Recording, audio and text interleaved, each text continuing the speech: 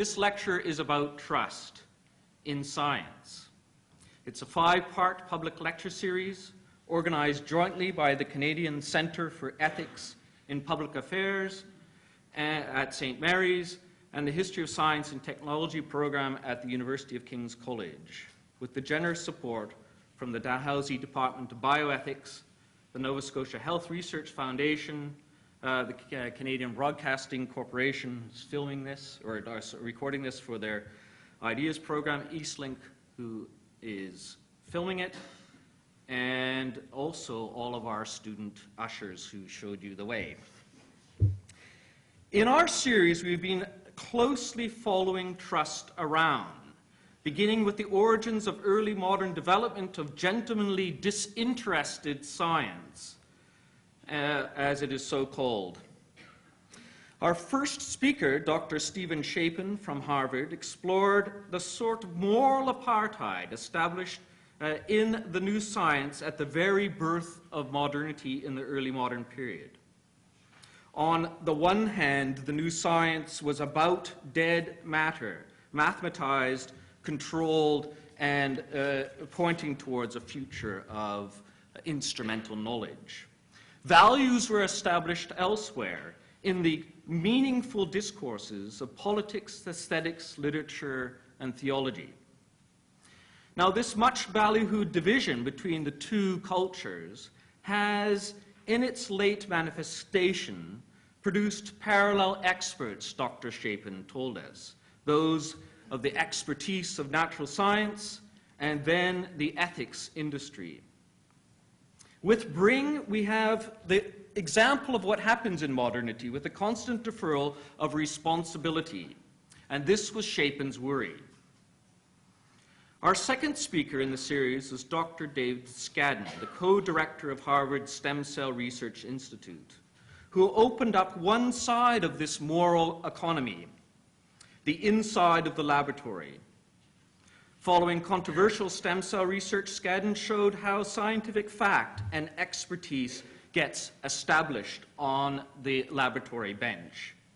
It's a messy affair, he told us, rarely coming under the gaze of those uninitiated in the day-to-day practices of the lab. It is not like your first-year textbooks that tell us something like the existence of a pure scientific method. There isn't one, Skadden noted. In the end, though, objective scientific knowledge is produced, and this is important. Dr. Skadden balked. In our question period, he was asked whether the deep involvement of particular interests, let's take cancer research, for example, or about other interests, make us worry about the trust in those facts produced by science. Dr. Skadden was perhaps rightly incensed that such a question would call into question the moral ascendancy of his colleagues and himself in scientific research. It pressed a button. Today, our speaker is going to press that button and a couple of more buttons, I bet. We've opened up a bit here the black box of scientific research and how fact and trust get established there. Today, we'll look at how those facts, expertise, and trust move from the laboratory bench to the dinner table, as our title wittily shows. And there is no one better to do this than Dr. Janice Graham. Janice Graham is a medical anthropologist and Canada Research Chair in Bioethics here at Dalhousie University. She works on regulatory practices and explores scientific research and databases as culturally embedded texts.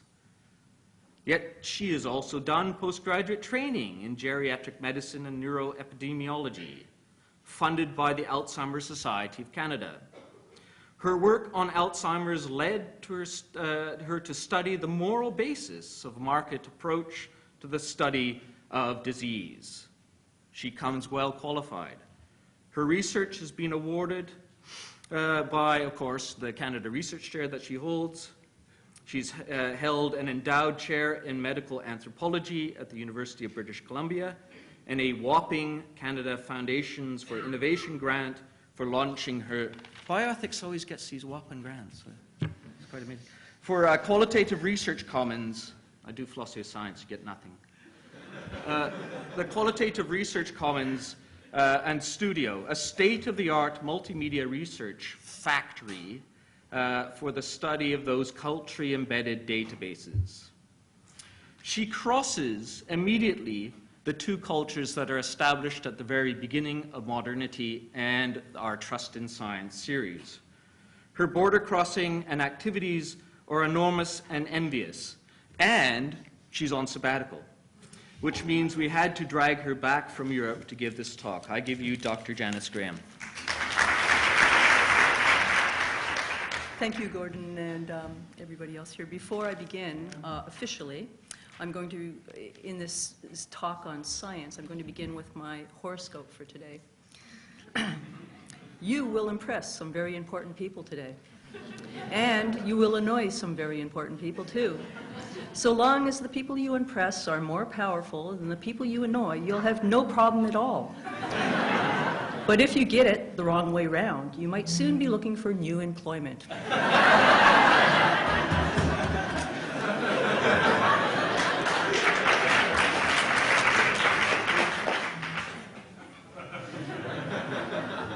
Get my CV ready.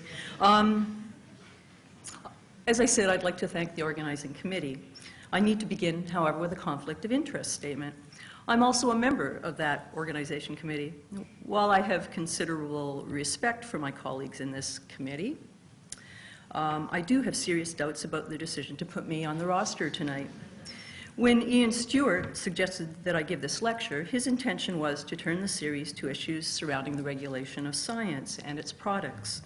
And my graduate students and I have been studying issues of risk and regulation at Health Canada for a few years now. So my being here made some sense. But I also think this lecture was paid back for slipping out of the country just prior to the launch of the series, and thereby avoiding the work involved in coordinating such a multimedia public event.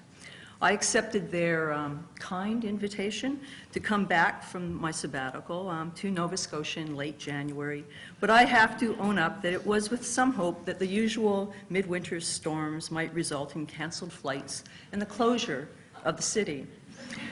You would have had the opportunity to find your candles and reacquaint with your children, and I would be off the hook. But the chaos of climate change is, well, unpredictable, as chaos is meant to be. Thomas Aquinas noted some 800 years ago, faith has to do with things that are not seen, and hope with things that are not in hand.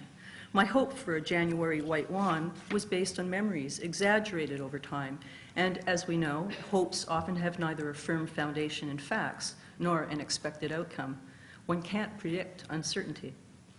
I'm a member of a strange and exotic, or at least that's what we'd like to think, disciplinary tribe called anthropologists. By nature and method, we're a tad skeptical of hard lines between knowledge, beliefs, and practices, even our own. We study how people build explanations from the happenings around them, how they gather and manipulate facts in a convincing way, how local knowledge may be initially derided by outsiders, but later becomes the ingredients for intellectual property and biopiracy battles. The way those with power can produce and appropriate knowledge to further their own interests captures our attention. The building of the bits and pieces of empirical evidence to tell a story is our stock in trade.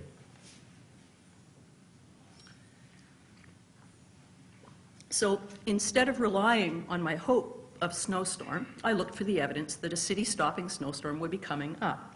Taking a representative sample of weather reports for late January in Nova Scotia and building in a human behavioral component, there was a strongly significant probability that though there might well be snow, it would not likely deter resolute Haligonians. So I prepared this talk. You're lucky.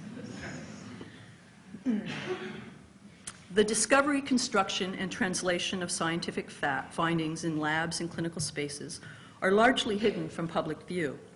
In drug discovery, the image of the pipe is commonly used to describe the drug development process as a molecule becomes a medicine. The life cycle of a therapeutic product is an arduous path fraught with uncertainty and steeped in ritual. The uncertainties surrounding the risk of science are identified, assessed, turned into probabilities, and managed when its products are being translated and transformed into therapies, medicines, agricultural and food products. What do we need to demystify these ritual activities? What do we need to know in order to trust that the final products do what is claimed of them safely? What structures constrain or enable that translation process, and are they worthy of your trust? Who and what are responsible for the safety, efficacy, effectiveness, and quality of these products? Tonight, we'll address some cracks in ensuring safety and efficacy in the drug discovery and development pipeline when we look closer at a particular case of a drug that made it through the safety checks in the regulatory process en route to the market and caused the deaths of thousands. We trust that the sunscreen we slather on our children and the chicken we roast and the water we drink are all safe for us, that behind the scenes, government agencies protect us from any preventable risks and dangers, for that is what they are legislated to do. The Food and Drugs Act, labor standards, the Environmental Protection Act, the list of acts and regulations to protect the public and save us from undue harm is beneath the radar for most of us. The regulatory activities of Health Canada, for example, are supposed to safeguard the health of Canadians by ensuring that new drug products and medical devices meet the highest standards of safety, efficacy, and quality. When they don't, we need to examine why. Some industry advocates and policymakers regard our present regulatory system as inefficient in that it delays market access for useful food and drug products, and that it thwarts research by making investment costs prohibitive. These stakeholders want fast tracking to speed up the approval of new drugs, foods, and agricultural products, and greater harmonization of standards with international trade agreements. Others argue that regulation has already become too flexible, that the cozy relationships fostered these past years between industry and government have rendered the regulatory system ineffective. A typical scenario looks something like this. Before drugs reach the public, the industry sponsor, whom I'll refer to as pharma, must demonstrate safety and efficacy of a new drug submission to obtain government regulatory approval. They must submit the drug to an extensive scientific and clinical regulatory review process that examines all of the stages of the biologic or pharmaceutical product's life cycle. A therapeutic products evaluation is conducted by expert government scientists and clinicians. The industry sponsor must meet with the regulators prior to the product submission to prepare them for the file, and to try to negotiate a priority review of their submission based upon their product's novel nature and potential to treat serious, life-threatening, or severely debilitating diseases. A submission must contain substantive scientific evidence of the safety and quality of the product before it's approved. This may take 30 days for a clinical trial application. It may take up to 18 months for a new drug submission, although longer in exceptional cases where submissions have missing data, deficiencies, or issues that require special considerations. Since it's considered proprietary data, Health Canada has been unwilling to report the number of submissions it receives that do not get approved, but it's known to be a very, very small portion. A few years ago, a renewal process swept Health Canada and other government regulatory groups. A commitment to a smart regulation strategy followed in the 2003 throne speech to ensure faster access to safer drugs for Canadians. In response, Health Canada initiated the Therapeutic Access Strategy and announced a new objective to operate as a timely, transparent, innovative, and sustainable regulator. The 2003 strategy for improving the regulatory process prioritized innovation and provided a framework where risk can be managed and voluntary standards are adopted. In smart regulation, quote, business or commercial or non-commercial third parties exerting controlling interests should become surrogate or quasi-regulators, complementing or replacing government regulation in certain circumstances. Most of us know little about what actually happens as science is translated to products of public utility. We remain pleasantly ignorant, comforted that good government protects our public health. Others adopt a more informed, skeptical position given the level of ambiguous information and situational science that surrounds us.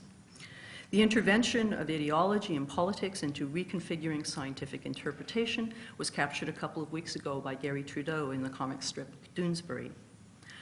A lot of people feel a bit like Stewie when he says, "I'll never trust science again." But is it science itself, or is it its brokers and an inadequate regulatory mechanism that need attention? We're all aware of the political nature of fact production to some extent.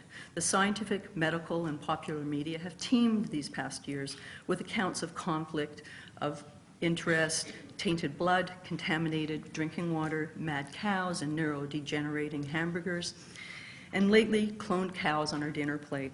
It leaves us wondering how facts get selected, funded, constructed, and sometimes distorted. Indeed, a few of us might even wonder whether empirical evidence is necessary at all to sway political decision-making. The lack of evidence for weapons of mass destruction didn't divert the U.S. invasion of Iraq. Underlying any evidence of scientific fact, that the following questions lurk. Where do the facts come from? How reliable and accurate are they? Who says so? Whose interests do they serve, and who pays for or profits from them? But I don't think it's individuals we should be hunting down, wayward, corrupt anti-heroes lacking moral values and driven by self-interest. Sure, these types exist, but not in a monolithic black and white Darth Vader way. Instead, as I said at the outset, we should turn our attention to structural cracks along the pipe that allow less than safe and effective science to slip through and enter the public sphere. That science is a cultural activity and that specific data are put together from constellations of possible molecules in ways that are enabled or constrained by the instruments and the technical and theoretical skills of those making the observations is not news. But what is news since the Second World War is the way in which objectivity is performed in bioscience, including biomedicine, and this has some major implications for their practices. The entities and protocols of biomedicine have become the product of an unprecedented level of coordination and convention carried out by complex bioclinical networks and consortia. Alberto Cambrosio and colleagues call this regulatory objectivity, marked by the rise of large and powerful networks of scientists and clinicians collectively producing evidence through the systematic standardization of the same entities and protocols under production. Agreed upon conventions allow not single but multiple collaborating labs to perform precisely the same procedures using the same instruments. Consensus groups made up of experts create clinical guidelines and identify diagnostic subtypes based upon large-scale aggregated population data. The statistics and conventions organize the data and protocols in a way that produce and give meaning to new biomedical entities. As Cambrosio and colleagues see it, the regulations create the entities they regulate. As opposed to the traditional lab science, in regulatory science, biomedicine has replaced true values with established conventions. The work of harmonizing global standards takes place using aggregated data derived from these multi-sited clinical trials, presented at these international peer meetings and agreed upon by the peers, usually well known to one another, at invited and closed consensus conferences. Now, make no mistake of the power of authoritative knowledge that gets published as guidelines and recommendations to influence clinical practices from these gatherings of experts. What remains less certain is the impartial or independent nature of the contributors' science. But we trust that in good time, the processes that lead to a common recognition of a particular pattern, a constellation of scientific and clinical facts, will hit on the correct answer, the truth. Certainly, the science of climate change has taken some convincing before action seems nigh. Reports are now in from hundreds of scientists whose work has contributed to the UN's Intergovernmental Panel on Climate Change. There now appears to be acknowledgement of the enormous environmental, political, social, and health consequences of droughts in sub-Saharan Africa, the melting of polar ice, record-breaking temperatures, and unusual climatic events across the planet, and some common cause as well. Few who have gathered in this room would contest the overwhelming scientific evidence for climate change. No one can argue that the 10 warmest years on record have been in the last 12, and that this likely is a spin-off of our own activities on this planet. And yet, denials exist. Furthermore, they tend to get published where it counts for public impact. Just 2 months ago, for example, and timed to coincide with the release of the Stern Report on Climate Change in the UK, which concluded, by the way, that delaying policies to respond to climate change will cost governments significantly more, the Sunday Telegraph published a 52-page article over 2 consecutive weeks that declared climate change a left-wing conspiracy hoax coordinated by the United Nations.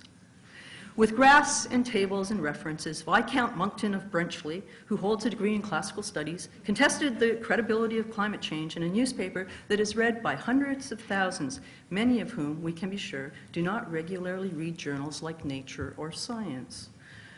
While we might dismiss Lord Monckton's account, it isn't really science after all. We should think back to the success of the tobacco lobby's campaign to obfuscate scientific evidence linking cancer and smoking with facts of their own. This is situational science in living color.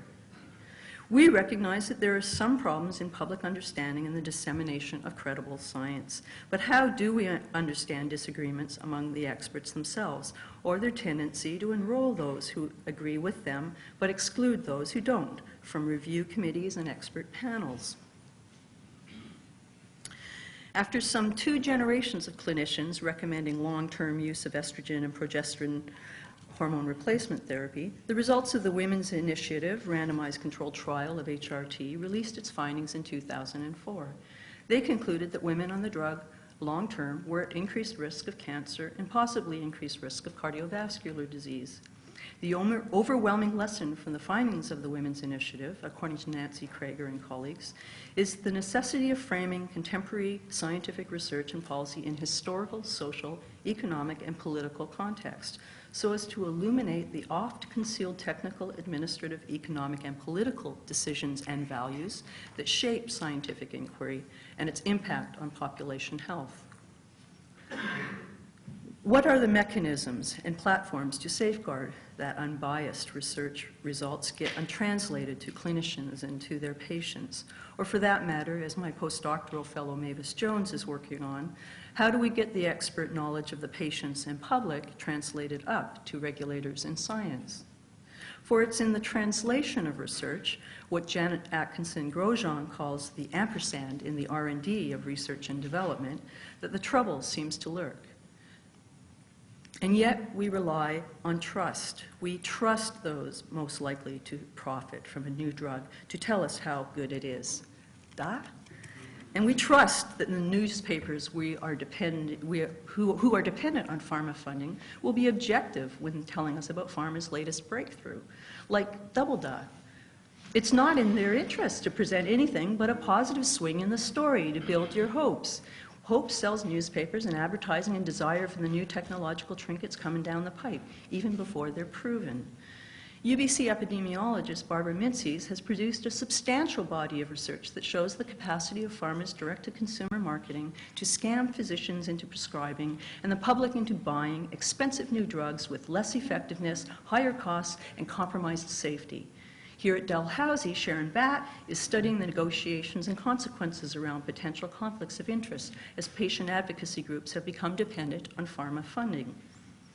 Effective techniques to govern industry funding of science and advocacy deserve our attention, but principled words alone are insufficient. A group of concerned scientists have charged that between 1998 and 2005, ExxonMobil spent nearly $16 million to fund a network of 43 advocacy organizations that seek to confuse the public on global warming science. And despite being found guilty for defrauding the state of Alabama of oil royalties and slapped it with a $12 billion penalty, ExxonMobil's website sports, oddly enough, a business ethics and standards page. It's pro forma that universities and companies declare their ethics, but it's in practices and actions where ethical standards are performed that counts. Researchers David Hewley and Nancy Olivieri and experienced demotions, rescinding of job offers, and slander from institutions intent on not promising their industry sponsors, not compromising their industry sponsorships. What structural actions could contribute to our regaining trust in interpretations of scientific facts? More effective incentives would be the response of the liberal persuader, and tighter checks and balances, that's the post-thalidomide command and control, but pre-smart regulator talking. Certainly, strategies that build in precautionary approaches to new technologies adoption when the evidence isn't all in make sense, and so do providing tools to be read, to be better read, to be better able to interpret and challenge the evidence before it becomes practice. We want techniques to judge which evidence is better, stronger, more reliable, and accurate.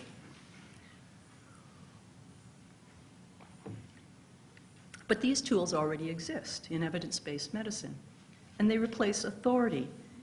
They replace authority. Evidence-based medicine replaces authority with evidence from randomized controlled trials, systematic reviews, and meta-analyses of the best studies. So what's the problem? Why doesn't everyone use evidence-based medicine to interpret the quality, the trustworthiness of clinical research? Well, evidence-based decisions require data from well-designed randomized controlled trials carried out in large populations. Now, reliance on population statistics over individualized measures and meaning always raises the eyebrows of anthropologists. We're advocates of the quality over quantity camp, after all.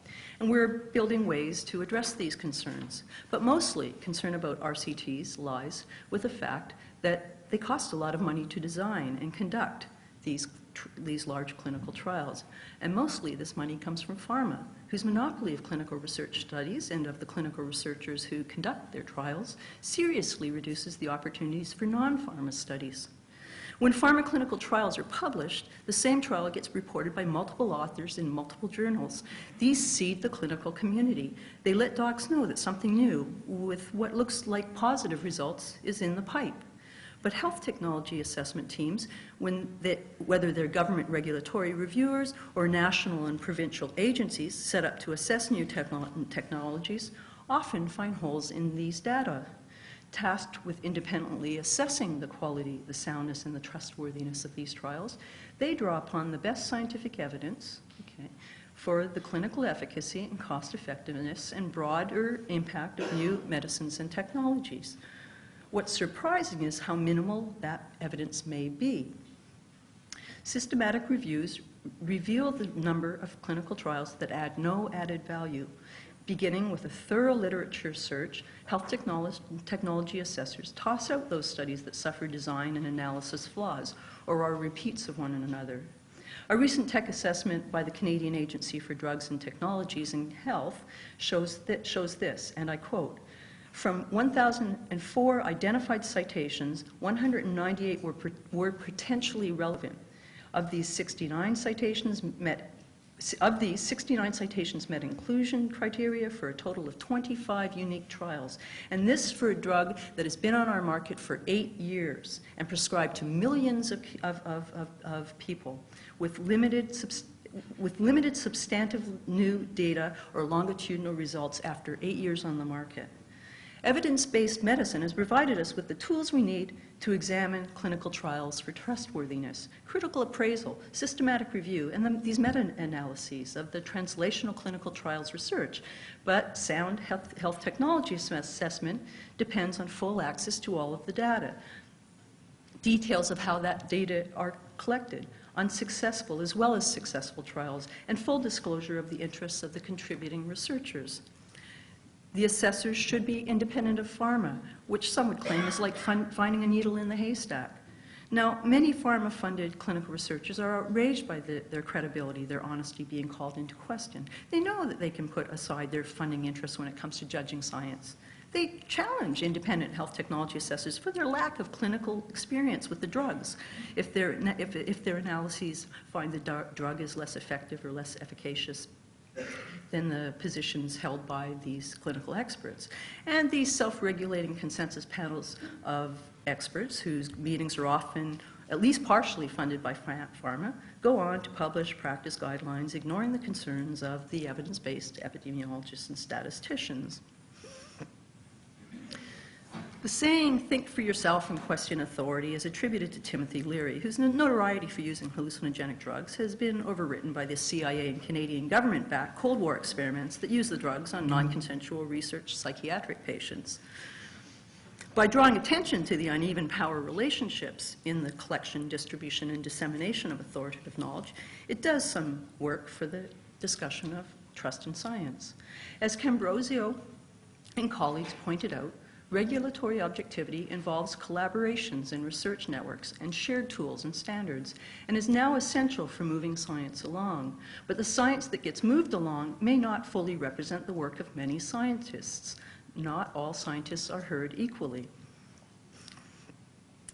Christina Holmes is a doctoral researcher here at Dal, almost finished. And she shows that GMO scientists work on many different types of plant engineering projects, the diversity of which get lost in activist discourse.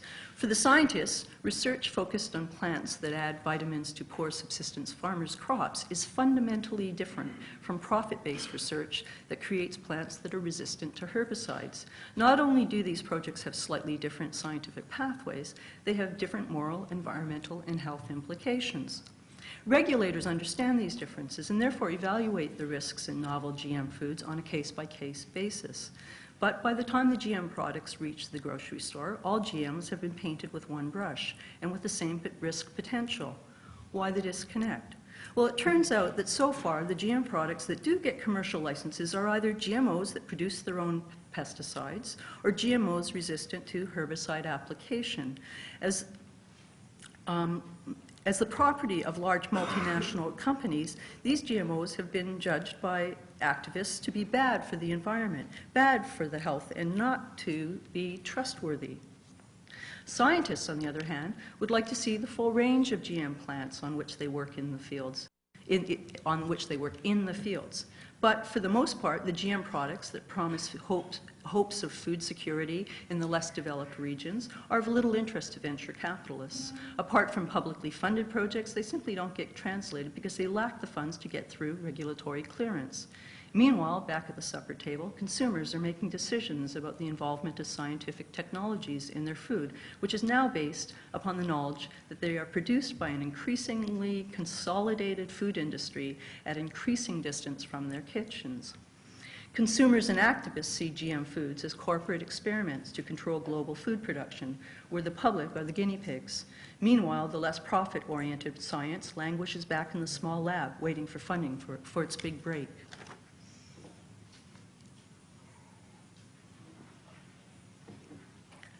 UBC's Janet Atkinson-Grosjean describes this new style of scientific collaborations in her book, Public Science, Private Interests, which examines Canada's networks of centres of excellence.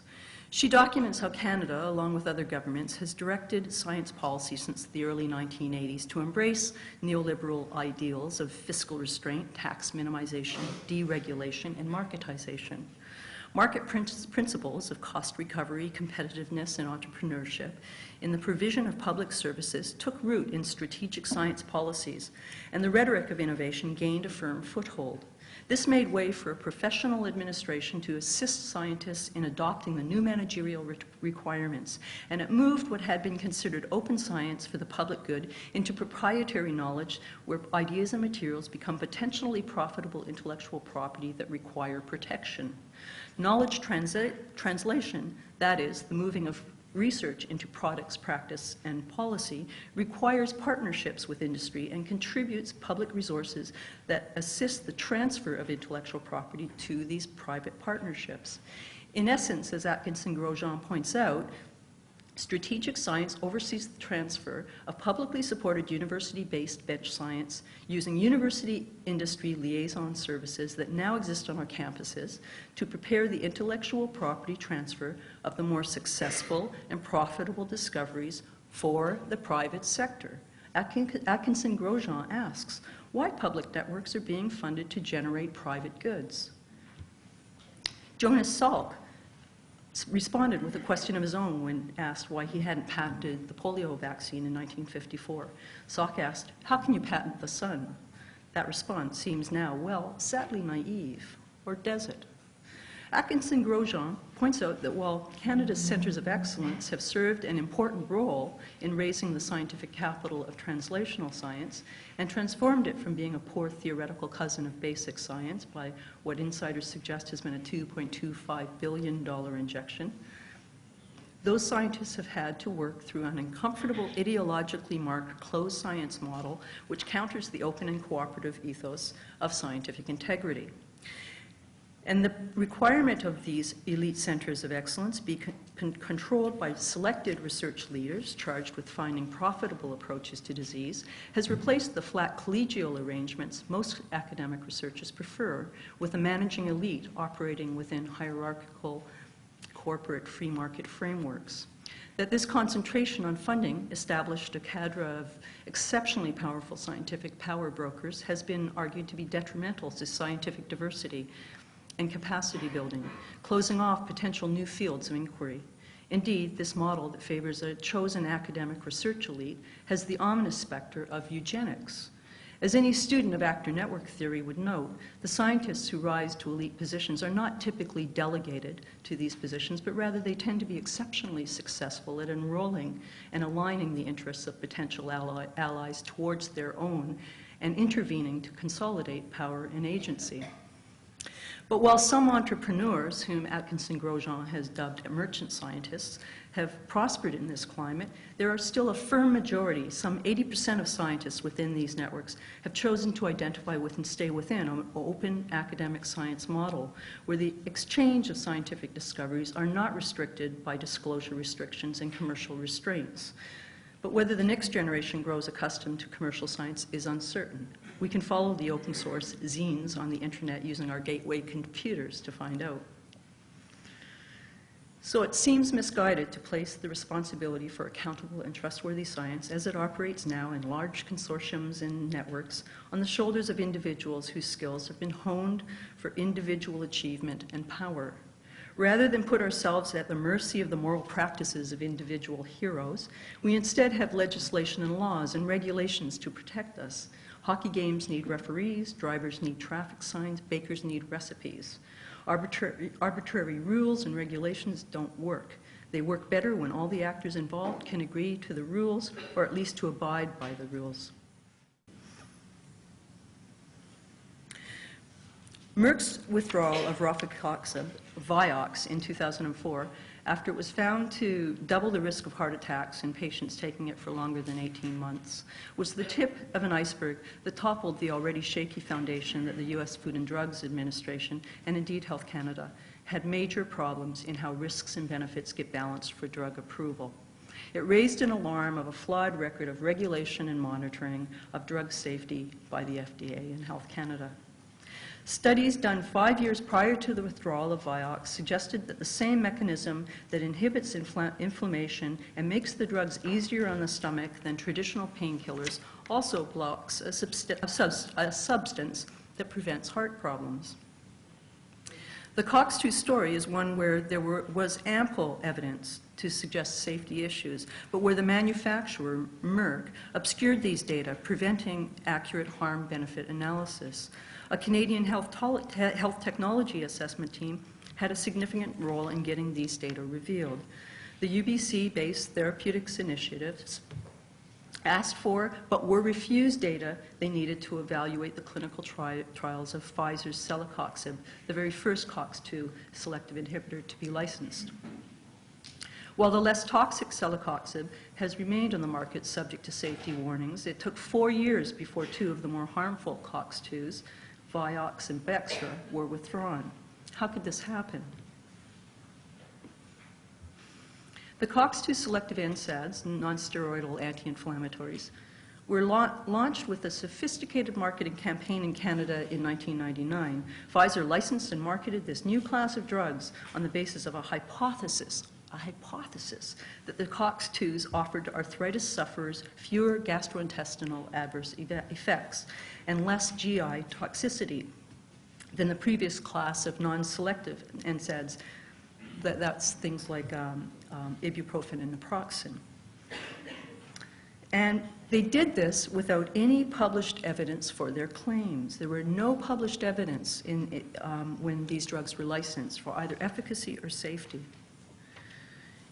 New drugs can be licensed without head-to-head clinical trials, comparing them with existing drugs, but not without showing that the drugs compare favorably to placebo.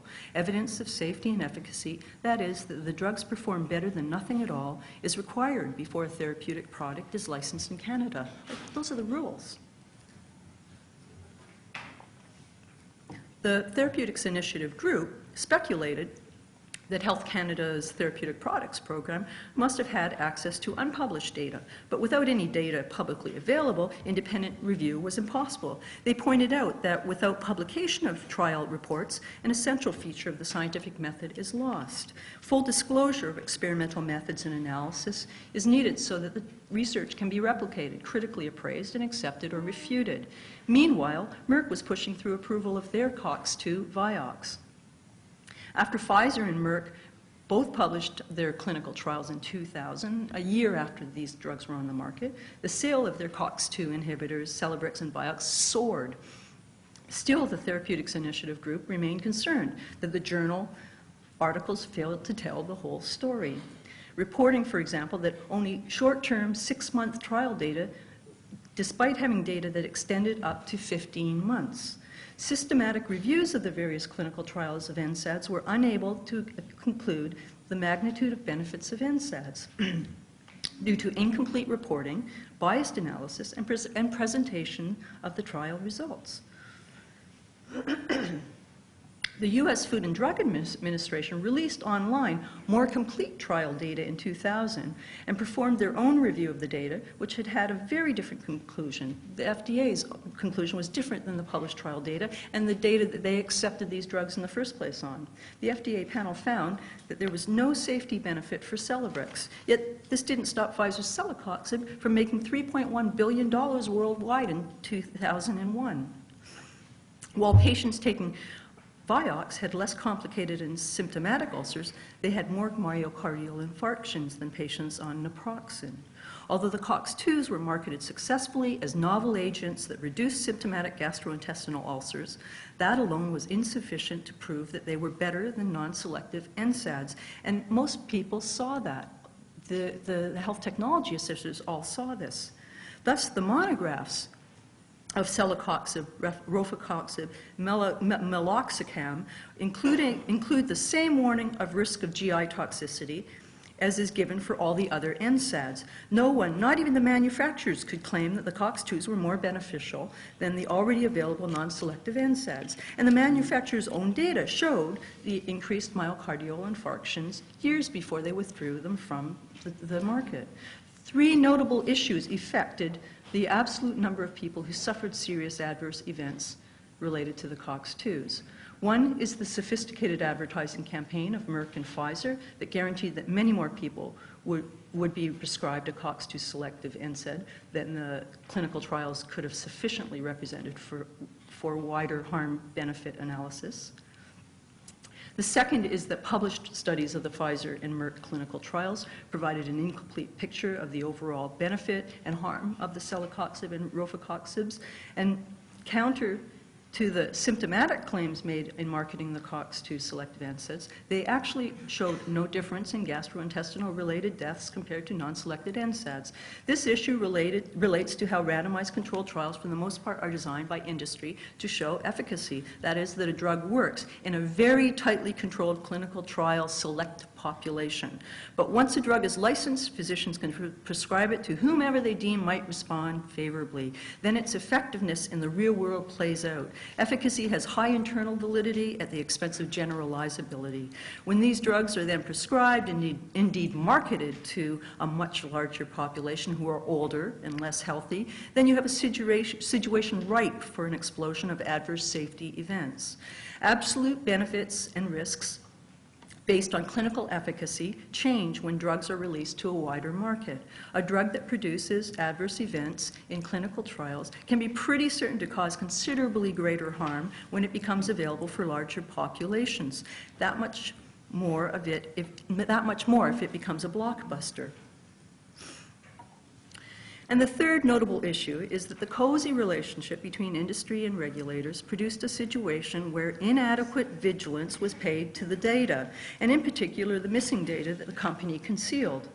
That independent health technology assessors questioned the physiological hypothesis of COX-2's selective mechanisms and why data weren't available, while our regulators did not question these things, should concern us all. And that once these data were revealed and reports of cardiovascular deaths were coming in as early as 2000, why did our regulators wait until Merck itself agreed to voluntarily withdraw Vioxx in 2004?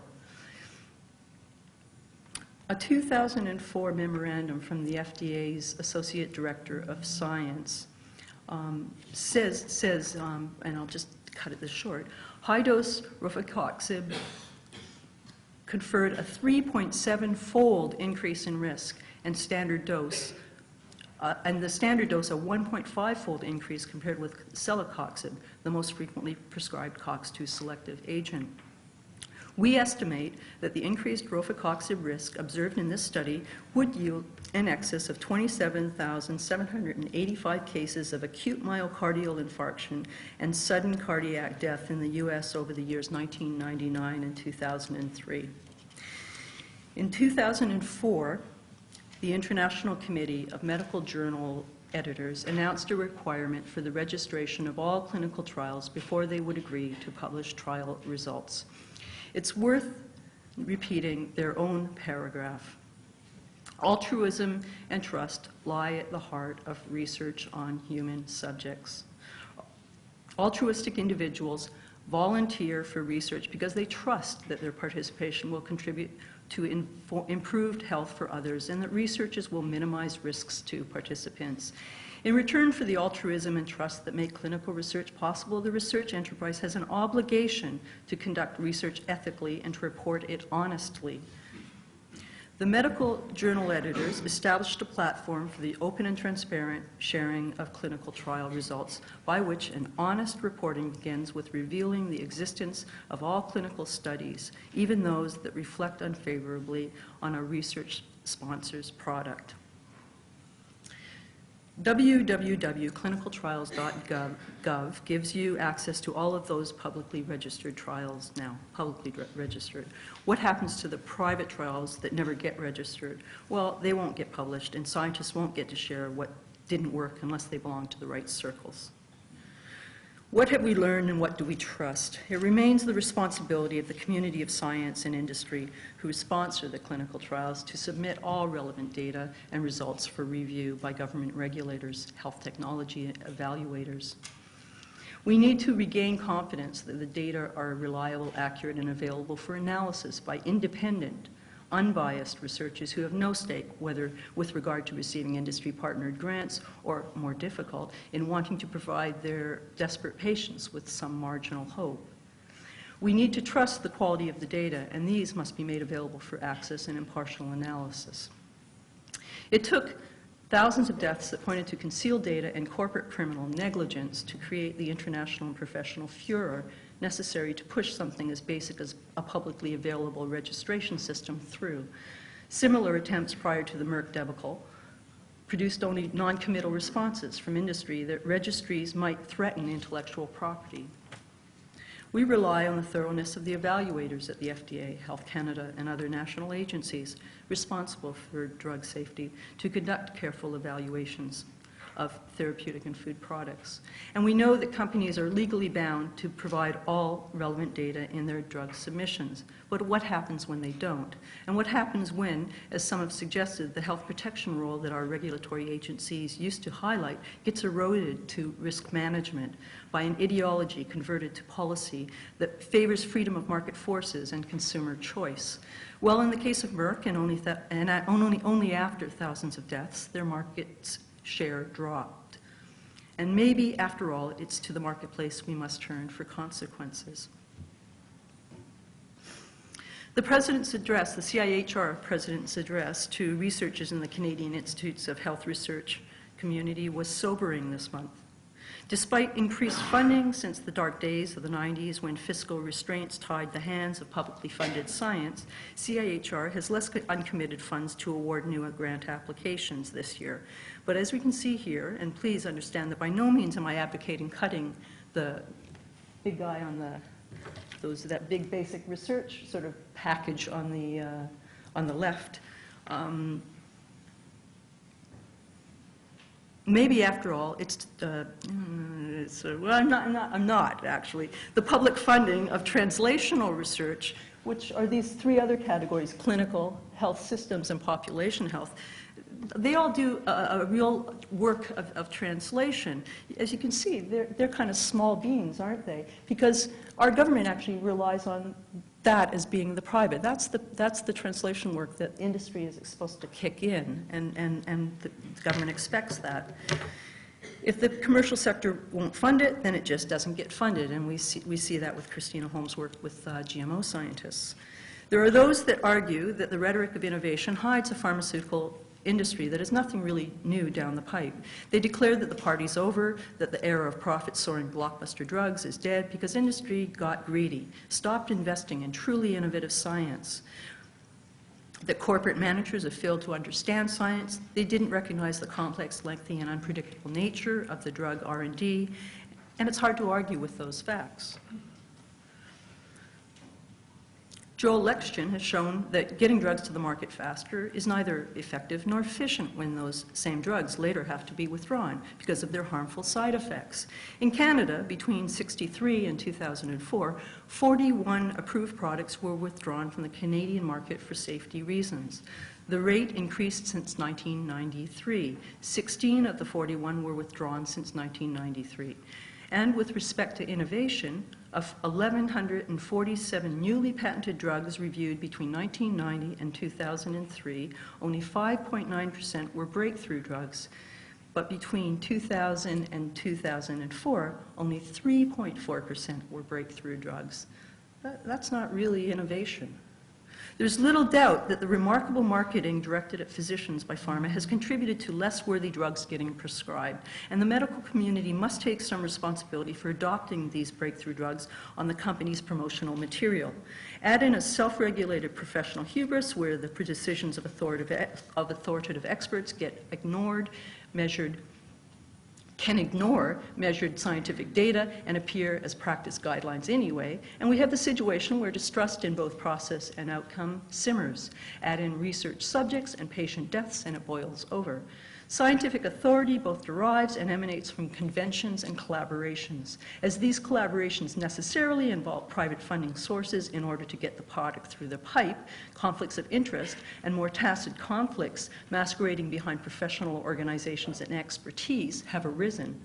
When the only evidence available has to turn a buck in order to be produced, we need to build new strategies to ensure that research that may initially have no known end product can still get funded. It's structural elements that provide an environment within which disingenuous practices can prevail that we need to consider, rather than blame the moral makeup of individuals. The vast majority of science and medicine is conducted by social, morally engaged individual researchers and practitioners attempting to do good, and most of them would also like to do well. It's to the balance of doing good and doing well, professionally and privately, that we might want to take a closer look. In the report on the governance structure of the Canadian Medical Association Journal, after the controversial firing of its two senior editors, an independent panel expressed concerns that while they had no objection to a medical journal being profitable, they were concerned that profitability might be identified or inferred as the primary driver for such a journal. They concluded that there must be a high level of trust and good faith involved on both sides of the editorial and publishing function.